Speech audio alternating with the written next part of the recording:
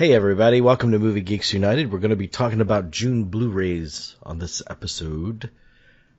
But first, maybe we can chat a little bit about some recent movies that we've seen, because we don't do that enough. We're so preoccupied with, the theme of the episodes, which is Blu-ray releases. Well, let's talk a little bit about recent theatrical experiences. Aha! Because I've had one. My first movie back in the theater in 2.5 years, actually. Yay! Finally! Yeah. And it was Elvis. I decided to go see Elvis. Mm-hmm. Well, do tell. Well, I went with my friend, our mutual friend, Rick. Mm-hmm. And he liked it a lot more than I did. I kind of hated most of it. Wow, really? I'm surprised. Yeah. Because I thought I was really looking forward to a proper narrative theatrical film about Elvis. Mm-hmm. But I guess my problem is with Baz Luhrmann. I think he directed that movie to death. Or more succinctly, he edited it to death.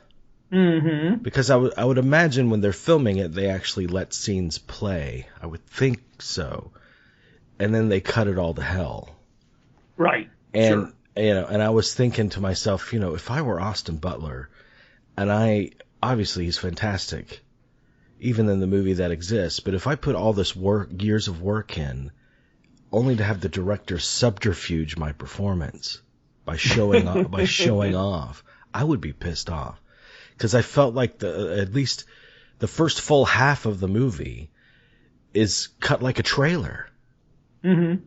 And it's so hard to gain some kind of anchored engagement when you're just faced with a barrage of that, and it just got so monotonous. There's Scorsese movies where there's that kind of adrenaline, but even the Scorsese movies are broken up by moments of observations of behavior, and you actually sit with characters for a little bit, and the dialogue is wonderful and all this kind of stuff. You get a sense of engagement in it. Baz Luhrmann did not allow that for me when I watched Elvis, and it really kind of pissed me off. Now, from the 68 special on, which is like the midpoint of the movie, yep, it does slow down a bit, and you feel like I was able to focus more on, I was able to grasp something, I wasn't being treated like an ADHD teenager, and I appreciated that, but I will also say that the Baz Luhrmann's strengths in the movie, the way he handles the music. There's some musical choices that he makes in this movie that are absolutely brilliant, and that happens in the conception and the editing of it. Like there's a scene that melds the rhythm and blues guitar player and across the way the revival tent, and those musical styles kind of blend and meld, and that's Elvis right there in the middle. I thought that conceptually that was just beautifully done. Mm-hmm. The 68 special there when he sings "If I Can Dream," that's a really moving moment.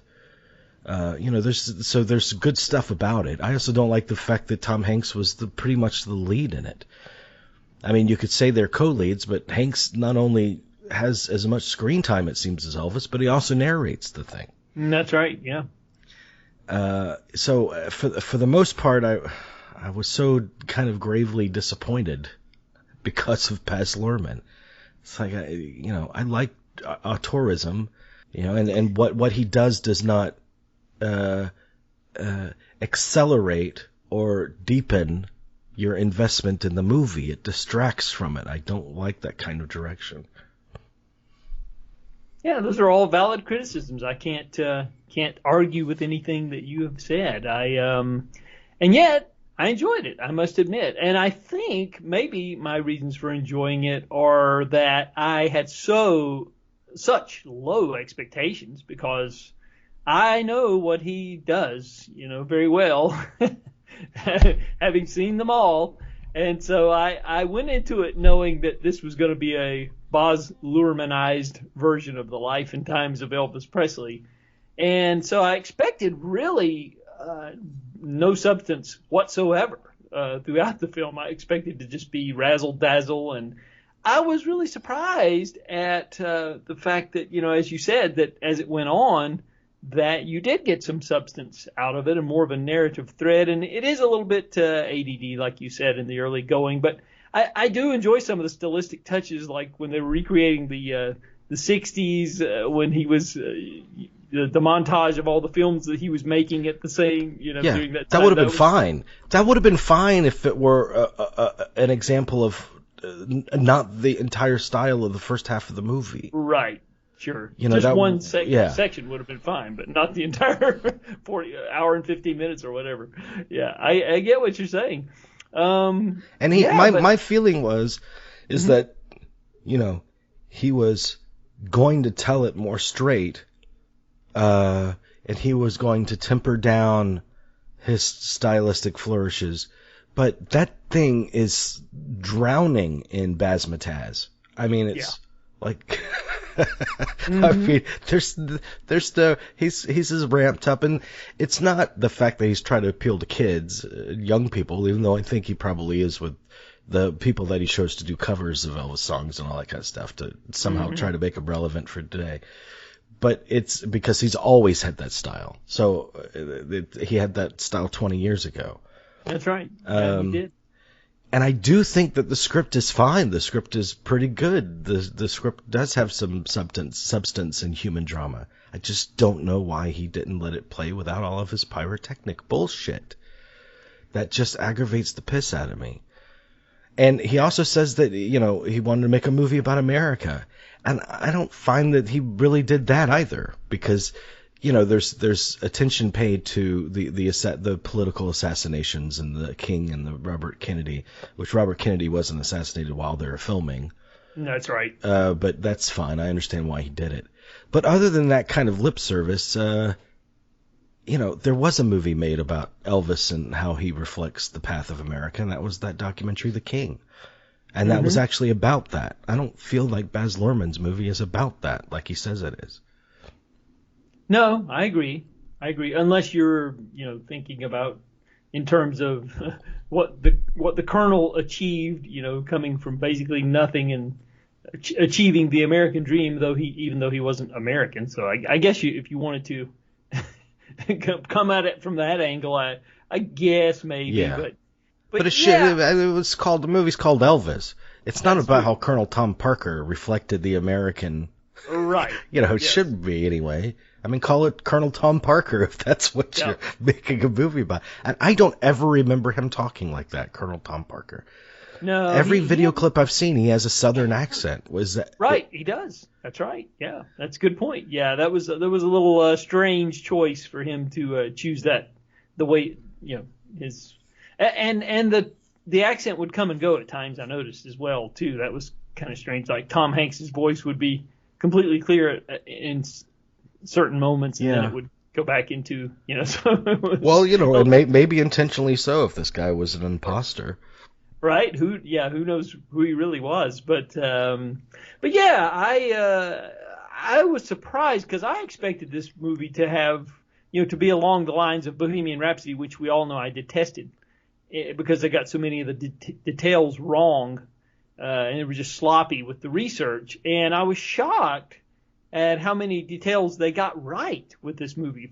Now, obviously, there are some, as you just mentioned, the thing about Robert Kennedy being shot and them filming it supposedly simultaneously, and that didn't happen. But there were some interesting choices they made, I thought.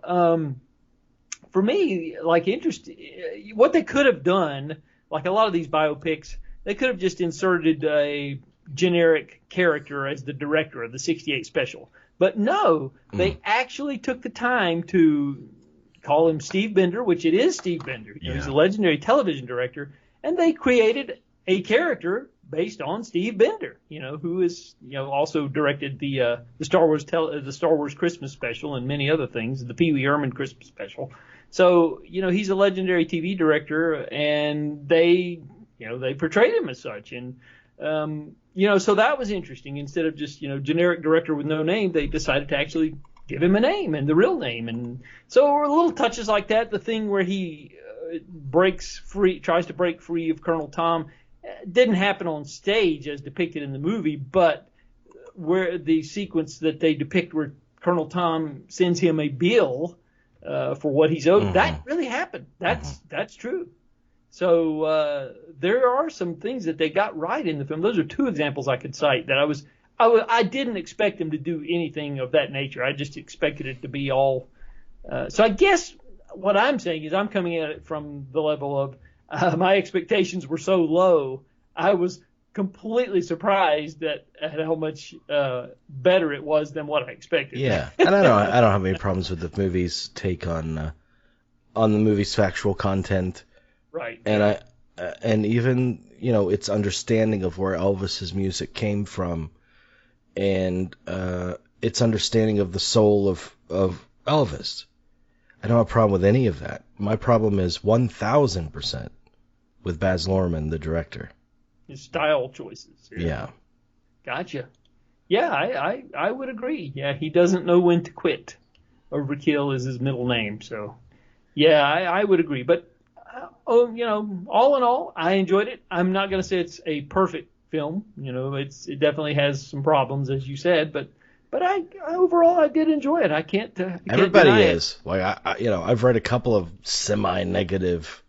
But for the most part, people are going gaga over it. Like normal people that go see movies, pretty much like it from who I've talked to. And the thing I like about it too is the fact that it deserves to be seen, begs to be seen on a big screen. It's spectacle in the grandest way possible.